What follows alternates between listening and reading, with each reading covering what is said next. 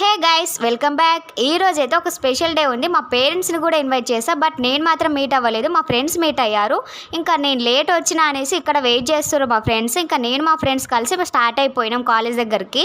నేను వచ్చేసరికి లేట్ అవుతుందని కాలేజ్లో అయితే వెయిట్ చేయమని చెప్పేసా. ఇంకా మా అక్క పిల్లలు అయితే కాలేజ్ మొత్తం ఒక రౌండ్ వేసి అయితే వచ్చేసారు. ఏంటోనండి, నా బ్యాడ్ లక్ ఎప్పుడు నా పక్కనే ఉంటుంది. పేరెంట్స్ని ఇన్వైట్ చేసినా కానీ రిసీవ్ చేసుకోలేకపోయా. పేరెంట్స్ని ఇన్వైట్ చేయడానికి గల రీజన్ ఏంటంటే ఈ రోజు అయితే మా కాలేజ్లో గ్రాడ్యుయేషన్ డే ఉంది. అందుకే మేమందరం వచ్చేసాం. మా వాళ్ళతో పాటు మా ఫ్రెండ్ వాళ్ళ చెల్లి కూడా ఉంది. ఈవెంట్ టైమింగ్స్ వచ్చేసి 3 PM అన్నారు. ఇక్కడికి వచ్చిన తర్వాత 5కి స్టార్ట్ అవుతుందని చెప్తున్నారు. ఎంత లేట్ అయిద్దో తెలీదు. ఫైనల్లీ చాలా డేస్ తర్వాత కాలేజీకి అయితే వచ్చేసాం. మళ్ళీ కాలేజీకి వస్తామని కూడా అనుకోలేదు. గ్రాడ్యుయేషన్ సడన్గా పెట్టేశారు.